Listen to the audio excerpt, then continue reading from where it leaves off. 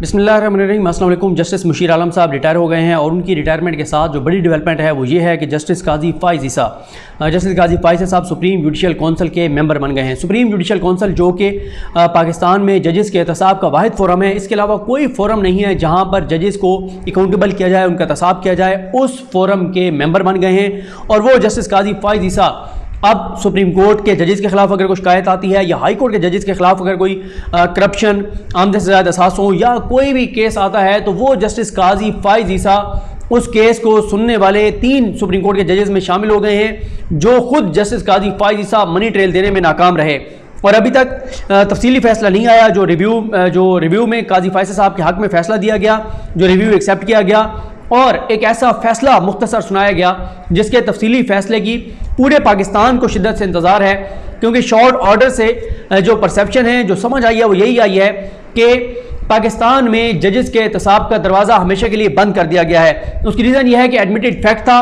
काजी फ़ाइज़ ईसा साहब ने यह तस्लीम किया कि जी बिल्कुल अल्हम्दुलिल्लाह मेरी बीवी बच्चों के ये असासे हैं, उन्होंने तस्लीम किया। उसके बाद उनकी बीवी और बच्चों का मामला FBI को भेजा गया। FBI को कहा गया कि इनसे मनी ट्रेल ले लें, आप इनसे पूछ लें कि ये असासे कैसे बनाए। वो मनी ट्रेल देने में नाकाम रहे। वहां जाके उनकी अहलिया ने गलत बयानी की, मौक़िफ़ बदले और कोई सबूत नहीं फराहम कर सकी। उनको भारी जुर्माना भी वहां पर किया गया कि आप ये साबित नहीं कर सकी और बेज़ाब्तियाँ सामने आई और गलत बयानियाँ सामने आई। वो तमाम चीज़ें मैं आपको FBI के जो कमिश्नर हैं FBI उनके जो ऑर्डर है उसमें से चीज़ें आपके सामने रख चुका हूँ, लेकिन उसके बावजूद शॉर्ट ऑर्डर में यह कहा गया कि वो FBI के कमिश्नर का ऑर्डर जिसमें ये सारा कुछ लिखा हुआ है कि कैसे जो है वो गलत बयानी की गई, मौका बदले गए, सबूत नहीं है, वो जो ज़राई आमदन है उसके कोई सबूत नहीं है, जो पैसा बाहर भिजवाया वो भिजवाया बच्चों की तालीम के लिए, बाद में कहा गया इससे हमने प्रॉपर्टीज खरीदी, कितना शेयर है, इस हवाले से भी बयान बदलते रहे काजी फ़ाइज़ साहब की अहलिया के। लेकिन उस रिपोर्ट को उठाकर रद्दी की टोकरी में डाल दिया गया और मना कर दिया गया है कि अब उस पर कुछ नहीं हो सकता। लेकिन तफसीली फैसला अभी तक सुप्रीम कोर्ट ने देना है, आज तक वो तफसीली फैसला सामने नहीं आ सका।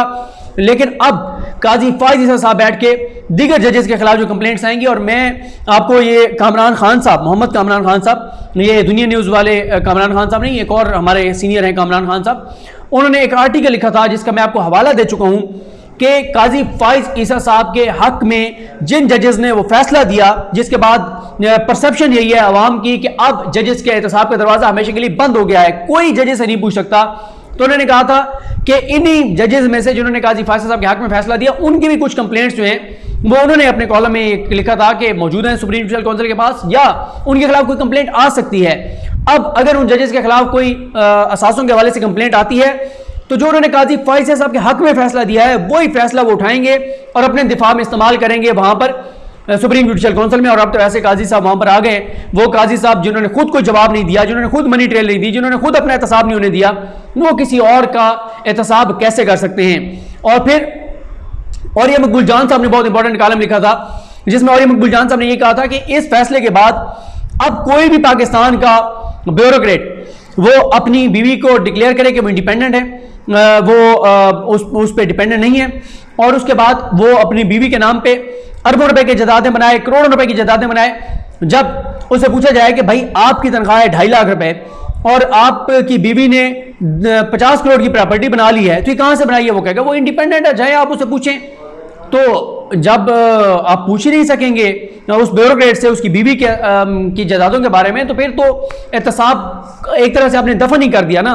जो परसेप्शन है, बार बार ये कह रहा हूं, ये परसेप्शन है, आप पूछ लें, आप निकले माइक लेकर पूरे पाकिस्तान में जाके 1000 बंदों का इंटरव्यू करें, उनमें से 900 लोग 950 लोग आपको यही कहेंगे कि इस मुल्क में जजेस का एहतसाब नहीं हो सकता काजी फ़ाइज़ ईसा केस के फैसले के बाद। तो अब माशाल्लाह वो काजी फ़ाइज़ साहब जो हैं वो मेंबर बन गए हैं सुप्रीम जुडिशल काउंसिल के। सुप्रीम जुडिशल काउंसिल के जो मेंबरान हैं उसमें चीफ जस्टिस पाकिस्तान जस्टिस गुलजार अहमद साहब हैं, उसके बाद उमर अता बंदियाल साहब हैं। उमर अता बंदियाल साहब उन जजेस में शामिल थे जिन्होंने मामला FBI को भेजा था, जो बार बार कहते रहे, जो बाद में भी इख्तलाफी फैसले में शामिल थे 6-4 में, जिन जजेस ने यह कहा था कि काजी फ़ाइज़ ईसा साहब को जवाब देना चाहिए, यह अदलिया की आज़ादी का मामला है, जजेस के एहतसाब का मामला है, यह अदलिया के परसेप्शन का मामला है, लोगों के अदलिया पर एतमाद का मामला है। और तीसरे मेंबर काजी फ़ाइज़ ईसा साहब हैं, चौथे member justice Ahmed Ali M Sheikh साहब हैं जो कल हलफ उठाने के लिए नहीं आए, सिंध हाई कोर्ट के चीफ जस्टिस हैं, और 5वें मेंबर अतर मिनल्ला साहब हैं, chief justice Islamabad high court. ये वो 5 जजेस हैं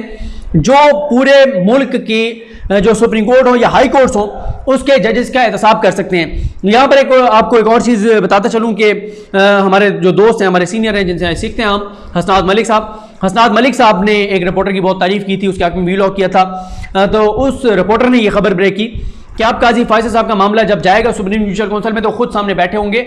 ऐसा नहीं है। मैंने हसनात मलिक साहब को भी कॉल करके उनको मुबारकबाद दी। मैंने कहा जी, जिनकी आपने तारीफ में बहुत बड़ा शानदार एक वीलॉग किया था, तो उस रिपोर्टर ने ये खबर दी है कि जो है वो काजी फायसल साहब जो हैं वो वहाँ पर आगे बैठे होंगे सुप्रीम जुडिशल काउंसिल में। ऐसा नहीं है। अगर काजी फायसल साहब का मामला सुप्रीम जुडिशल काउंसिल में जाएगा तो काजी फायसल साहब नहीं बैठ सकते, वो नहीं सुन सकते अपने ही केस वहाँ बैठकर। अलबत्ता ये मैं आपको बता दूँ कि अगर किसी जो उनके जिनकी उन्होंने तारीफ़ की थी वो इसमें अगर उन्होंने ये खबर दी है तो इसमें हसनात मलिक साहब का कोई कसूर नहीं है। कुछ स्टूडेंट हसनात मलिक साहब के मेरे जैसे नालायक भी हो सकते हैं, तो इसलिए हसनात मलिक साहब का कसूर नहीं है। वो खुद एक लायक रिपोर्टर है, सबसे ज़्यादा वो खबरें भी ज़ाहिर है ब्रेक करते हैं। और हमारे सुप्रीम कोर्ट में ज़ाहिर है ये 4-5 जो इंग्लिश अखबारात के रिपोर्टर्स हैं वो सबसे सीनियर हैं। नासिर इकबाल साहब हैं, सुहेल खान साहब दी न्यूज़ से, और हसनात मलिक साहब, तो बहरहाल ये सीनियर रिपोर्टर हैं जिनसे हम सीखते हैं। अच्छा, अब आ जाते हैं अगली खबर पे कि एक तो यह है कि काजी फायसल साहब का मामला अगर कोई हुकूमत नया रेफरेंस भेजती है या किसी भी तरह से कल को सुप्रीम जुडिशल काउंसिल में आता है तो सुप्रीम जुडिशल काउंसिल में जो है वो काजी फायसल साहब का मामला या जो क्यूरेटिव रिव्यू है वो अगर लगता है और फिर कोई मामला, ये अभी मफरूज़ों पे बात कर रहा हूँ, कल को ये मामला आगे जाते हैं सुप्रीम जुडिशल काउंसिल में, तो फिर सुप्रीम कोर्ट के जो दोनों जजेस हैं यानी चीफ जस्टिस पाकिस्तान के बाद जो उमर रज़ा बंदियाल साहब हैं, उमर रज़ा बंदियाल साहब भी नहीं बैठ सकते क्योंकि उमर रज़ा बंदियाल साहब उस बेंच को हेड कर रहे हैं जो बेंच जो है जो बेंच ये केस सुनता रहा है काजी फायसल साहब के हवाले से।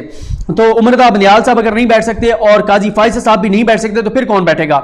उसके बाद मकबूल बाकर साहब हैं, वो भी नहीं बैठ सकते क्योंकि मकबूल बाकर साहब उस 10 रुकनी बेंच का हिस्सा थे जिसने काजी फायसल साहब का केस सुना है। सरदार तारिक मसूद साहब हैं उसके बाद, और इजाजुल हसन साहब हैं। ये दोनों इसलिए नहीं बैठ सकते कि काजी फायसल साहब ने इन दोनों पर एतराज़ किया था कि ये मेरा केस नहीं सुन सकते क्योंकि अगर मैं बरतरफ होता हूं तो इनको बरह रास्त फायदा होगा। मजहर आलम खेल साहब भी नहीं सुन सकते क्योंकि ये बेंच के हिस्सा थे। सजाद अली शाह साहब भी बेंच के हिस्सा थे, मंसूर अली शाह साहब भी बेंच के हिस्सा थे, मुनीब अख्तर साहब भी बेंच के हिस्सा थे, याहिया अफरीदी साहब भी बेंच के हिस्सा थे, काजी मोहम्मद अमीन साहब भी बेंच के हिस्सा थे, अमीनुद्दीन खान साहब भी बेंच के हिस्सा थे। इंटरेस्टिंगली कौन हो सकता है फिर सुप्रीम जुडिशल काउंसिल में?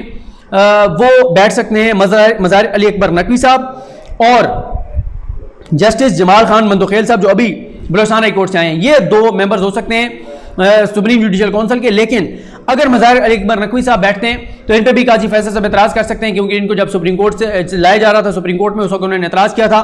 तो फिर मंदोखेल साहब और मोहम्मद अली मजहर साहब बचते हैं। मोहम्मद अली मजहर साहब इस वक्त सबसे जूनियर जज हैं और मोहम्मद अली मजहर साहब के भी सुप्रीम कोर्ट में एलिवेशन पर काजी फायसल साहब एतराज़ कर चुके हैं। तो इन पे भी अगर वो एतराज़ कर देते हैं और इसी टिन्योर में अगर ये मामला होता है गुलजार साहब की रिटायरमेंट से पहले और किसी भी नए जज के आने से पहले, तो फिर काजी साहब इनका भी कह सकते हैं कि ये भी ना बैठे क्योंकि इन पर मैंने एतराज़ किया था। आयशा मलिक साहब आ रही हैं, उन पर भी काजी फायसल साहब उम्मीद काफ़ी है कि वो वकला तंजीमों के साथ देंगे, तो वो फिर वो कहेंगे। तो एक अजीब सा एक क्राइसिस आ जाएगा अगर ये मामला सुप्रीम जुडिशल काउंसिल में जाता है।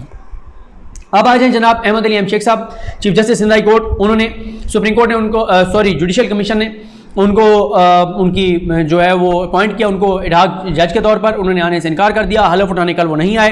अब वो मैं पिछली वीडियो में एक्सप्लेन कर चुका हूँ कि मुमकिन तौर पर क्या हो सकता है, तो उसको मैं रिपीट नहीं करूँगा। अब देखते हैं कि इस मामले को यहीं पे इस चैप्टर को क्लोज कर दिया जाता है या मिसकंडक्ट इसको करार देकर और उनको ओहदे से हटाया जाता है। ये बहरहाल आने वाला वक्त बताएगा।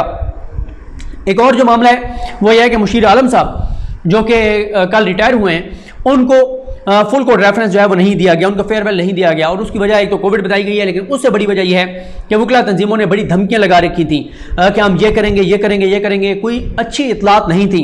और जब से इन्होंने इस्लामाबाद कोर्ट पर हमला किया है तब से ज़ाहिर है सुप्रीम कोर्ट भी बड़ी मोहतात है और ये भी खदशात थे कि जिन्होंने वहाँ पर जाकर गुंडागर्दी की है, दहशतगर्दी की है, क्योंकि दहशतगर्दी इसलिए कह रहा हूँ कि दहशतगर्दी की दफात के तहत इनके ऊपर केसेस हैं इन वकला तंजीमों के मेन लोगों के ऊपर। तो ये अगर फुल कोर्ट रेफरेंस होता तो यहाँ पे भी कोई हमला कर सकते थे, यहाँ पे भी कोई दहशतगर्दी और गुंडागर्दी कर सकते थे, कोई नारे कोई किसी भी तरह की जबान इस्तेमाल कर सकते थे। तो इस वजह से एक जज को जो है वो रेफरेंस नहीं दिया जा सका। लेकिन कहा यह गया कोविड है, लेकिन मैं ये समझता हूँ कि इससे बहरहाल किसी हद तक ये कमजोरी, गो के अभी तक 3-4 मौकों पे खड़े हुए चीफ जस्टिस पाकिस्तान, उन्होंने स्टैंड लिया और उनको हमने अप्रिशिएट किया, बार बार अप्रिशिएट किया चीफ जस्टिस पाकिस्तान को, चाहे वो मोहम्मद अली मजहर साहब का मामला हो, अहमद अली एमशेख साहब का मामला हो। इस मामले में चीफ जस्टिस पाकिस्तान खड़े हुए, मेरे ख्याल रेफरेंस होना चाहिए था, गो के सिक्योरिटी के सख्त इंतजाम हो सकते थे, लेकिन बहरहाल मैं बिल्कुल आपको कसूरवार चीफ जस्टिस पाकिस्तान को नहीं ठहरा सकते। जिस तरह से ये गुंडागर्दी करते हैं तो वहाँ पे बहरहाल कोई भी अजीब व गरीब वाक़या जो है वो हो सकता था, इसलिए बहरहाल रेफरेंस जो है वो नहीं दिया गया। बाकी उमर अता बंदियाल साहब जो है वो कायम मकाम चीफ जस्टिस पाकिस्तान होंगे, क्योंकि चीफ जस्टिस पाकिस्तान बैरून मुल्क जा रहे हैं और उनसे काजी फ़ाइज़ साहब जो हैं वो हलफ लेंगे जुमे वाले दिन। और साथ ही ये हसनात मलिक साहब ने ट्वीट किया हुआ था, और साथ ही ये बता दूं आपको कि 21 अगस्त को वकला तंजीमें अपना कन्वेंशन कर रही हैं, देखते हैं कि उस कन्वेंशन में वो क्या करते हैं। तो ये कुछ सूरत हाल थी। और मुशीर आलम साहब जो हैं उनसे काजी फ़ाइज़ साहब ने एक जुडिशल कमीशन के इजलास में बड़ा ज़रा ये बताते हैं मिसबिहेव भी किया, हालांकि ये वही मुशीर आलम साहब हैं जो हुदैबिया केस में भी बेंच के सरबराह थे, और उसमें सब कुछ काजी फ़ाइज़ ने किया, काजी फ़ाइज़ साहब ने किया। और जिस तरह से वो जिस भी बेंच में होते हैं तो मेन वो चला रहे होते हैं बेंच को, लेकिन ज़ाहिर है मुशीर आलम साहब ने उनका साथ दिया उसमें। फैज़ाबाद केस में भी काजी फ़ाइज़ साहब और मुशीर आलम साहब भी थे, उसमें भी उन्होंने काजी फ़ाइज़ का साथ दिया, लेकिन काजी फ़ाइज़ साहब ने उनके ऊपर जो है वो ज़रा बताते हैं कि जुडिशल कमीशन के इजलास में ज़ाती हमले किए कि आप क्यों इतने कीन हैं, आपको क्या पड़ी है रिटायरमेंट से पहले ऐसे मुतराज़ा फ़ैसलों में इंटरफेयर करने की। तो ये कुछ सुप्रीम कोर्ट से जुड़ी खबरें थी जो मैंने आपके सामने रखी। मुझे अपनी दुआ में याद रखें। अल्लाह करीम हम सब का हामी नासरो। अल्लाह हाफ़िज़।